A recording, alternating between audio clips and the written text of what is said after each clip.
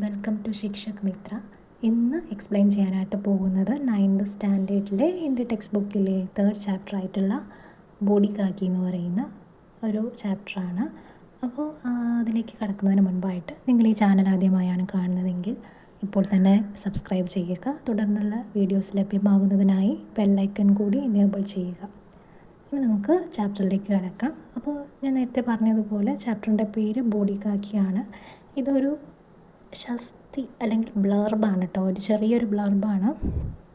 അപ്പോൾ ഇതിനകത്ത് നിങ്ങൾക്ക് ബ്ലർബ് എങ്ങനെയാണ് എഴുതേണ്ടത് എന്നുള്ളതൊക്കെ മനസ്സിലാവും കേട്ടോ. ഈ ഒരു ചെറിയൊരു ബ്ലർബ് പഠിക്കുന്നതിലോടുകൂടി ബ്ലർബ് എന്താണെന്ന് നമ്മളിനി പഠിക്കും. അപ്പോൾ ആദ്യം നമുക്ക് ഈ ബ്ലർബ് ഒന്ന് വായിച്ച് നോക്കാം. ഇതിൻ്റെ യഥാർത്ഥ കഹാനി, മൂല കഹാനി എഴുതിയിരിക്കുന്നത് പ്രേംചന്ദാണ്. ഇനി ഇതിൻ്റെ നിർദ്ദേശക് എന്ന് പറയുന്നത് ഗുൽസാറാണ്. നമുക്ക് നോക്കാം. आधुनिक हिंदी साहित्य के कालजयी कथाकार प्रेमचंद की एक मार्मिक कहानी है ബോഡി കാക്കി. അപ്പോൾ ആധുനിക ഹിന്ദി സാഹിത്യത്തിലെ കാലാതീത കാലജയി സാഹിത്യകാരൻ എന്ന് പറഞ്ഞാൽ കാലാതീതനായ കലാകാരൻ അല്ലെങ്കിൽ കാലാതീതനായ കഥാകാരൻ ആരാണ്? പ്രേംചന്ദിൻ്റെ ഒരു മാർമിക് കഹാനി, അതായത് ഒരു വികാര ഭരിതമായിട്ടുള്ള ഒരു കഥയാണ് എന്തെന്ന് പറയുന്നത് ഈ ബോഡി കാക്കി എന്ന് പറയുന്നത്. മാനവീയ കരുണ की भावना से ओतप्रोत इस कहानी में बूढ़ापे की समस्या को प्रस्तुत किया गया है. എന്നുവെച്ചാൽ മനുഷ്യത്വപരമായിട്ടുള്ള കാരുണ്യത്തിൻ്റെ ഒരു ഭാവം തുളുമ്പുന്ന ഈ ഒരു കഥയിൽ വാർദ്ധക്യത്തിൽ നേരിടുന്ന പ്രശ്നങ്ങളെക്കുറിച്ചിട്ടാണ് അവതരിപ്പിച്ചിരിക്കുന്നത്. ബൂഢാപ്പയ്ക്ക് സമസ്യ എന്ന് പറയുന്നത് എന്താണ്? വാർദ്ധക്യത്തിലെ പ്രശ്നങ്ങൾ. वृद्धजनों की जायदाद संपत्ति लेने के बाद उनकी उपेक्षा करने वाले सामाजिक यथार्थ की और कहानी इशारा करती है. എന്താണ്? വൃദ്ധജനങ്ങളുടെ സ്വത്തുക്കൾ, എല്ലാ സ്വത്തുക്കളും കൈക്കലാക്കിയ ശേഷം അവരെ അവഗണിക്കുന്ന ഒരു സാമൂഹിക യാഥാർത്ഥ്യത്തിലേക്കാണ് ഈ കഥ വിരൽ ചൂണ്ടുന്നത്. ബോഡി കാക്കിക്കോ വിധവാ ഹുയി 5 വർഷ ഹോ ചുക്കേ ഹെ. നമ്മുടെ ഈ കഥയിലെ പ്രധാന കഥാപാത്രമായിട്ടുള്ള ബോഡി കാക്കി എന്താണ്? വിധവയായിട്ട് 5 വർഷം കഴിഞ്ഞിരിക്കുന്നു. ഉസ്കെ ജവാൻ ബേട്ടയ്ക്ക് ഭി അകാൽ മൃത്യു ഹുയി. അവളുടെ യുവാവായ മകനും അകാലത്തിൽ മരണപ്പെട്ടു. ഇവിടെ ജവാൻ ബേട്ട എന്ന് പറയുന്നത് യുവാവ് എന്നുള്ളൊരർത്ഥമാണ് കേട്ടോ. യുവാവായിട്ടുള്ള മകൻ എന്ത് ചെയ്തു? അകാലത്തിൽ മരണപ്പെട്ടു. इस संसार में बूढ़ी को अपना कहने वाला कोई नहीं. അപ്പോൾ ഈ ലോകത്തിൽ ഇനി ആ വൃദ്ധയ്ക്ക് തൻ്റേതെന്ന് പറയാൻ ആരും തന്നെ ഇപ്പോൾ ഇല്ല. കാക്കി अपनी सारी संपत्ति भतीजे के नाम करवाकर उसके साथ रहती थी. അപ്പോൾ ഈ കാക്കി, ഈ വൃദ്ധ എന്താണ് ചെയ്തത്? തൻ്റെ സാരി സമ്പത്തി, എല്ലാ സ്വത്തുവകകളും ഭതീജ എന്ന് പറഞ്ഞാൽ അനന്തരവനാണ് കേട്ടോ. അനന്തരവൻ്റെ പേരിൽ എഴുതി കൊടുത്തുകൊണ്ട് ആ അനന്തരവനോടൊപ്പമാണ് താമസിച്ചിരുന്നത്. ഇൻസാൻ കെ ലാലച്ച് കി കോയി സീമ നഹി ഹോത്തി. ഇൻസാൻ എന്ന് വെച്ചാൽ മനുഷ്യൻ. മനുഷ്യൻ്റെ ലാലച്ച് എന്ന് വെച്ചാൽ ആർത്തിയാണ് കേട്ടോ. ആർത്തിക്ക്, അതായത് മനുഷ്യൻ്റെ ആർത്തിക്ക് അതിരുകളില്ല. കോയി സീമ എന്ന് വെച്ചാൽ അതിര്. അപ്പോൾ മനുഷ്യൻ്റെ ആർത്തിക്ക് അതിരുകളില്ല. बुद्धिराम और रूपा अपनी काकी के प्रति तब तक बहुत अच्छे रहते हैं. ബുദ്ധിറാമും അയാളുടെ ഭാര്യ രൂപയും, അതായത് ബുദ്ധിറാം എന്ന് പറയുന്നത് ഈ ബോഡി കാക്കിയുടെ അനന്തരവൻ എന്ന് പറഞ്ഞില്ലേ, സ്വത്തെഴുതി കൊടുത്ത ആളെന്ന് പറഞ്ഞിട്ടില്ലേ, അയാളാണ് കേട്ടോ. അപ്പോൾ ബുദ്ധിറാമും അദ്ദേഹത്തിൻ്റെ ഭാര്യയുടെ പേരാണ് രൂപ. ഇവരും എന്താണ്, ഈ കാക്കിയോട് എന്താണ് ആദ്യമൊക്കെ എന്താണ് വളരെ നന്നായിട്ടാണ് പെരുമാറിയിരുന്നത്. जब तक कि वह उन्हें अपनी सारी संपत्ति उपहार में नहीं दे देती. എന്താണ്? ബുദ്ധിറാമും രൂപയും എന്താണ് തങ്ങളുടെ കാക്കിയോട് തങ്ങളുടെ എല്ലാ സ്വത്തുക്കളും കാക്കി അവർക്ക് സമ്മാനമായി നൽകുന്നത് വരെ വളരെ നല്ല രീതിയിലാണ് പെരുമാറിയിരുന്നത്. അതുവരെ മാത്രം. പിന്നെയോ ചെറിയ കാര്യങ്ങൾക്ക് പോലും എന്ത് ചെയ്യാൻ തുടങ്ങി? അവരെ അപമാനിക്കാനൊക്കെ തുടങ്ങി. സ്വത്ത് കൈ കിട്ടിയപ്പോൾ എന്ത് ചെയ്തു? അവരുടെ സ്വഭാവം മാറി. അതാണ് പറയുന്നത്. वे लोग बात बात पर ബോഡി കാക്കി का अपमान और തിരസ്കാർ करते. എന്താണ്? അവർ ചെറിയ കാര്യങ്ങൾക്ക് പോലും ബോഡി കാക്കിയെ അപമാനിക്കുകയും അതുപോലെ തന്നെ അവഹേളിക്കുകയും ചെയ്തിരുന്നു. ഫർപേഡ് ഭോജൻ സേ ഭി വഞ്ചിത് ഥി. എന്താണ് ഫർപേഡ് ഭോജൻ എന്ന് പറഞ്ഞാൽ വയറ് നിറയെ ഭക്ഷണം പോലും അവർക്ക് ലഭിച്ചിരുന്നില്ല. അവരുടെ സ്വത്തെല്ലാം മേടിച്ചിട്ട് അവരെ അവഗണിക്കുകയാണ് അവർ ചെയ്യുന്നത്. അവർക്ക് നേരെ എന്താണ് ഭക്ഷണം പോലും അവർ കൊടുക്കാറില്ലായിരുന്നു. ജോ റിഷ്തെ ഠീലി ബുനിയാദ് പർ ടിക്കെ ഹോത്തെ ഹെ. എന്താണ് ദുർബലമായ ഒരു അടിത്തറയിൽ നിലകൊള്ളുന്ന ബന്ധങ്ങളെന്ന് പറയുന്നത് എന്താണ്? വേ റിഷ്തെ ഹി ഖത്തം ഹോ ജാത്തെ ഹെ, എന്നേക്കുമായിട്ട് അവസാനിച്ചു പോകുന്നു എന്നാണ് ഇവിടെ പറയുന്നത്. छोटी लड़की लाडली परिवार में एकमात्र ऐसी है जो उस गरीब आत्मा की देखभाल करती है. അതായത് ആ ഒരു പാവ ആത്മാവെന്ന് പറഞ്ഞാൽ ബോഡികാക്കിയാണ് കേട്ടോ പറയുന്നത്. ആ ഒരു പാവത്തിനെ എന്താണ് അവിടെ പരിചരിക്കുന്ന ആ കുടുംബത്തിൽ പരിചരിക്കുന്ന ഏക വ്യക്തി എന്ന് പറയുന്നത് ആ വീട്ടിലെ ഒരു ചെറിയ പെൺകുട്ടിയായിട്ടുള്ള ലാഡ്ലിയാണ്. मुंशी प्रेमचंद की अविस्मरणीय कहानी पर गुलजार की संवेदनशील और मार्मिक लघु फिल्म. ഓക്കെ, അപ്പോൾ എന്താണ് മുൻഷി പ്രേംചന്ദിൻ്റെ മറക്കാനാവാത്ത ഈ ഒരു കഥയെ അടിസ്ഥാനമാക്കിയിട്ട് ഗുൽസാർ ഒരുക്കിയ എന്താണ് മർമ്മസ്പർശിയായിട്ടുള്ളതും വികാരഭരിതവുമായിട്ടുള്ളൊരു ഹ്രസ്വചിത്രമാണ് ഈ ബോഡി കാക്കി എന്ന് പറയുന്നത്.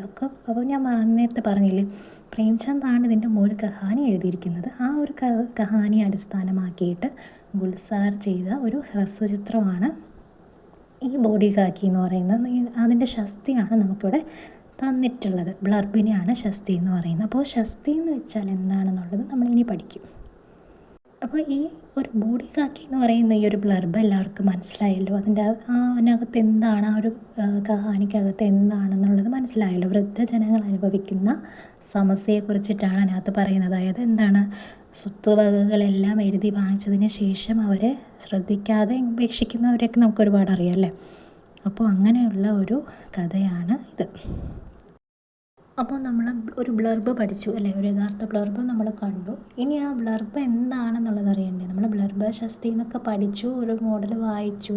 പക്ഷേ ഈ ബ്ലർബ് എന്താണെന്നുള്ളത് നമ്മൾ ആദ്യം അറിഞ്ഞിരിക്കണമല്ലോ അല്ലേ. അപ്പോൾ അതറിഞ്ഞാലേ നിങ്ങൾക്ക് എന്ത് ചെയ്യാൻ പറ്റുള്ളൂ, എക്സാമിന് ബ്ലർബ് തയ്യാറാക്കാനായിട്ടുള്ളൊരു ക്വസ്റ്റ്യൻ ആയിരിക്കും നിങ്ങൾക്ക് വരുന്നത്. അപ്പോൾ ആ ബ്ലർബ് തയ്യാറാക്കണമെങ്കിൽ ആ ബ്ലർബ് എന്താണെന്ന് അറിയണമല്ലോ. അപ്പോൾ നമുക്ക് ആ ഒരു ബ്ലർബ് എന്താണെന്നുള്ളത് നോക്കാം. ശസ്തി അഥവാ ബ്ലർബ് ക്യാ ഹെ. ब्लर्ब किसी पुस्तक, सिनेमा या अन्य सृजन कार्य के प्रचार के लिए लिखे जाने वाले प्रेरक सारांश है.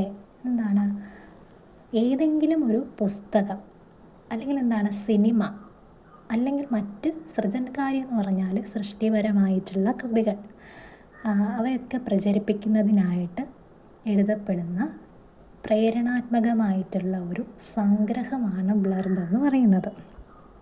ഒരു പുസ്തകത്തിൻ്റെയോ അല്ലെങ്കിൽ സിനിമയുടെയോ ഒക്കെ എന്താണ് സൃഷ്ടിപരമായിട്ടുള്ള ആ കൃതി എന്താണ് പ്രചരിപ്പിക്കുന്നതിനായിട്ട് എഴുതപ്പെടുന്ന ഒരു സംഗ്രഹത്തെയാണ് ബ്ലർബ് എന്ന് പറയുന്നത്. നിങ്ങൾക്ക് ഇപ്പോൾ കുറച്ച് മനസ്സിലായി കാണും, പക്ഷേ കൂടുതൽ ഇനി മനസ്സിലാണെങ്കിൽ ബാക്കി നമ്മൾ വായിക്കുമ്പോഴേ മനസ്സിലാവും. ഇപ്പോൾ ചെറിയൊരു ആശയക്കുഴപ്പമൊക്കെ വന്നിട്ടുണ്ടായിരിക്കും, നമുക്ക് മനസ്സിലാവും ഇനി ബാക്കി വായിക്കുമ്പോൾ. ब्लर्ब में किताब या फिल्म से संबंधित महत्वपूर्ण बातों को ही शामिल किया जाता है. എന്താണ്, ഒരു പുസ്തകത്തെയോ അല്ലെങ്കിൽ സിനിമയെയോ സംബന്ധിച്ചിട്ടുള്ള പ്രധാനപ്പെട്ട കാര്യങ്ങൾ മാത്രമാണ് ബ്ലർബിൽ ഉൾപ്പെടുത്തുന്നത്. അതായത് നമുക്കൊരു സിനിമയുടെ ഒരു ഒരു റിവ്യൂ തന്നെ നമുക്കെടുക്കാം. ഒരു സിനിമയുടെ റിവ്യൂ ഒക്കെ ചിലർ കണ്ടിട്ടായിരിക്കും ആ സിനിമ കാണാനായിട്ട് പോകുന്നത് അല്ലേ. അപ്പോൾ ആ റിവ്യൂ എന്ന് പറയുന്നത് എന്താണ്, സിനിമയുടെ കഥ ഫുള്ള് പറയത്തില്ലല്ലോ അവർ. അതിനകത്ത് എന്തായിരിക്കും പറയുന്നത്, സിനിമയുടെ ചെറിയൊരു ത്രെഡ് എന്താണ് അല്ലെങ്കിൽ എന്താണ് പ്രധാനപ്പെട്ട കാര്യം എന്താണ്. അപ്പോൾ അങ്ങനെയുള്ള വളരെ പ്രധാനപ്പെട്ട കാര്യങ്ങൾ മാത്രം വളരെ ഷോർട്ടായിട്ട് അവതരിപ്പിക്കുന്ന ഒരു രീതി, അതാണ് ഈ ബ്ലർബ് എന്ന് പറയുന്നത്. ഇപ്പോൾ നിങ്ങൾക്ക് ഏകദേശമൊക്കെ ഒരു ഉദാഹരണം വന്നിട്ടുണ്ടായിരിക്കും അല്ലേ. നമ്മൾ സിനിമയുമായിട്ട് കണക്ട് ചെയ്ത് പറഞ്ഞപ്പോൾ കുറച്ച് മനസ്സിലായിട്ടുണ്ടായിരിക്കും.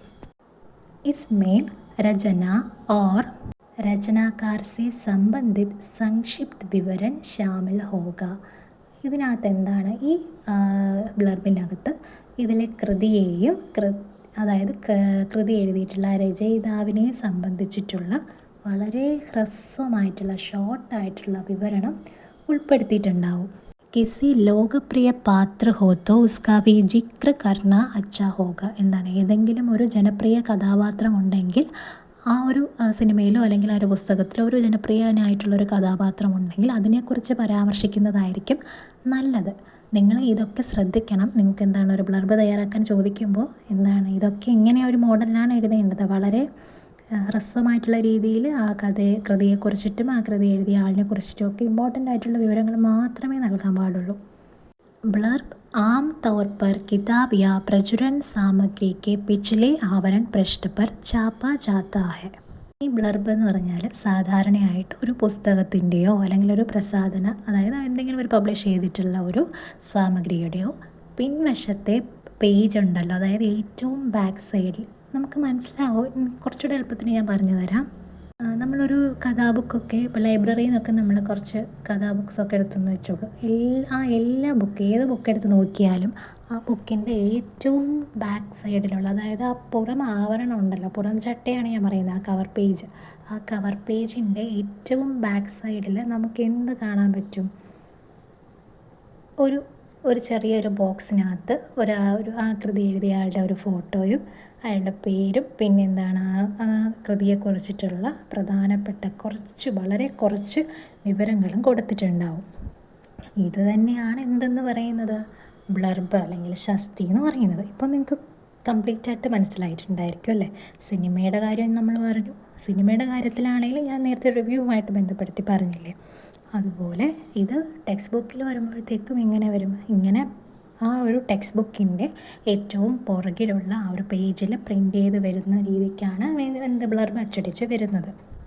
ब्लर्ब के छापने का मुख्य उद्देश्य रचना की तरफ पाठक या दर्शक को आकर्षित करना है. അപ്പോൾ ഇങ്ങനെ ബ്ലർബ് അച്ചടിക്കുന്നതിൻ്റെ പ്രധാന ലക്ഷ്യമെന്ന് പറയുന്നത് വായനക്കാരെയോ അല്ലെങ്കിൽ അതിൻ്റെ ആ ഒരു കാഴ്ചക്കാരെയോ ഒക്കെ ഒരു കൃതിയിലേക്ക് ആകർഷിക്കുക എന്നതാണ് പ്രധാനപ്പെട്ട ലക്ഷ്യമെന്ന് പറയുന്നത്. നമ്മളൊരു ടെക്സ്റ്റ് ബുക്ക് എടുത്താൽ ആ ടെക്സ്റ്റ് ബുക്കിൻ്റെ പുറകിലുള്ള ഈ ഒരു ബ്ലർബ് വായിച്ചിട്ടായിരിക്കും നമുക്ക് ഈ കഥ ഇതെടുത്താൽ കൊള്ളായിരിക്കും എന്ന് പറഞ്ഞ് നമ്മൾ എടുക്കുന്നത്. അപ്പോൾ അപ്പോൾ അങ്ങനെ എടുക്കുമ്പോൾ അതിലേറ്റവും ആകർഷണീയമായിട്ടുള്ള വളരെ കുറച്ച് കാര്യങ്ങൾ മാത്രമേ നമ്മളവിടെ ഉൾപ്പെടുത്താനായിട്ട് പാടുള്ളൂ. അത് നിങ്ങളൊരു ബ്ലർബ് എഴുതുമ്പോൾ നിങ്ങൾ ചെയ്യുമ്പോഴാണെങ്കിലും അങ്ങനെ തന്നെയാണ്. ബ്ലർബ് पढ़ते ही पाठक या दर्शक किताब पढ़ने या फिल्म देखने के लिए പ്രേരിത് ഹോ ജായ്. അപ്പോൾ ഈ ബ്ലർബ് വായിക്കുന്നതോടെ വായനക്കാരോ അല്ലെങ്കിൽ ആ ഒരു ഫിലിം ഒക്കെ ആണെങ്കിൽ കാഴ്ചക്കാരോ ഒക്കെ ആ ഒരു പുസ്തകം വായിക്കാനോ അല്ലെങ്കിൽ ആ ഒരു സിനിമ കാണാനോ ഒക്കെ ഉള്ളൊരു പ്രേരണ അവർക്ക് കിട്ടുന്നു. ഞാൻ പറഞ്ഞില്ലേ, ഒരു സിനിമയുടെ റിവ്യൂ ഒരാൾ ഇരുന്ന് പറയുന്നത് കേൾക്കുമ്പോൾ നമുക്ക് ഇത് കൊള്ളാം, ഈ മൂവി ഇങ്ങനെയൊക്കെയാണ്, ഇങ്ങനെ ചെറിയ രീതിയിലൊരു റിവ്യൂ നമുക്ക് കിട്ടിയല്ലോ. അപ്പോൾ അതനുസരിച്ചിട്ട് ആ മൂവിയുടെ ഒരു ത്രെഡ് കിട്ടിയെങ്കിൽ നമുക്ക് ഇത് കൊള്ളാമെന്നുള്ളൊരു മോട്ടിവേഷൻ നമുക്ക് ഉണ്ടാവില്ലേ, ഒരു പ്രേരണ ഉണ്ടാവത്തില്ലേ നമുക്കിത് കാണണമെന്ന്. അതുപോലെ ഒരു ടെക്സ്റ്റ് ആണെങ്കിലും ഞാൻ ഈ പറഞ്ഞതുപോലെ ടെക്സ്റ്റിൻ്റെ പുറകിലത്തെ ഭാഗം നമ്മളെടുത്ത് ജസ്റ്റ് ഒന്ന് വായിച്ച് നോക്കുമ്പോൾ ഇത് കൊള്ളാമെന്ന് നമുക്ക് തോന്നും. അപ്പോൾ അങ്ങനെ ഒരു പ്രേരണ നമുക്കുണ്ടാവും. इस दृष्टि से देखा जाए तो ब्लर्ब स्वयं ही एक सृजनात्मक कार्य है. അപ്പോൾ ഈ ഒരു ദൃഷ്ടിയിൽ നോക്കുകയാണെങ്കിൽ ബ്ലർബ് തന്നെ സ്വയം ഒരു സർഗാത്മക അല്ലെങ്കിൽ ക്രിയേറ്റീവായിട്ടുള്ള ഒരു പ്രവർത്തനമാണ്. इसकी भाषा और प्रस्तुति की शैली अनोखी हो ताकि पढ़ते ही पाठक रचना के प्रति आकर्षित हो जाए. വായിക്കുമ്പോൾ തന്നെ വായനക്കാരൻ കൃതിയിലേക്ക് ആകർഷിക്കപ്പെടുന്ന രീതിയിൽ ഇതിൻ്റെ ഭാഷയും അതിൻ്റെ അവതരണ ശൈലിയും സവിശേഷമായിരിക്കണം. ഞാൻ പറഞ്ഞില്ലേ, നമ്മളൊരു മൂവിയിൽ കാണണമെന്ന ആളിന് തോന്നണമെങ്കിൽ അവരെ അതിലേക്ക് ആകർഷിക്കുന്ന രീതിയിലുള്ള ഒരു കണ്ടൻസ് മാത്രം അതിനകത്ത് ഉൾപ്പെടുത്തി കൊടുക്കുക. അപ്പോഴേ അവർക്കത് പെട്ടെന്ന് ക്യാച്ച് ചെയ്തിട്ട് ഇവർക്ക് ഇഷ്ടപ്പെടാനായിട്ട് സാധ്യതയുള്ളൂ. അതുപോലെ തന്നെയാണ് ഒരു ടെക്സ്റ്റിൻ്റെ കാര്യമാണെങ്കിലും. അപ്പോൾ ഇത്രയേ ഉള്ളൂ ശസ്തി എന്ന് പറഞ്ഞാൽ. അപ്പോൾ നിങ്ങൾക്ക് പേര് പോലെ അത്ര ബുദ്ധിമുട്ടല്ല ശസ്തി അല്ലെങ്കിൽ ബ്ലർബ് എന്നുള്ളത് മനസ്സിലായിട്ടുണ്ടാവുമല്ലോ. അപ്പോൾ ഇതാണ് ശസ്തി എന്ന് പറയുന്നത്. അപ്പോൾ എല്ലാവർക്കും മനസ്സിലായിട്ടുണ്ടാവുമെന്ന് വിശ്വസിക്കുന്നു. അപ്പോൾ ഈ ഒരു വീഡിയോ ഇഷ്ടമായാൽ ലൈക്ക് ചെയ്യുക, ഷെയർ ചെയ്യുക, സബ്സ്ക്രൈബ് ചെയ്യുക. Thank you.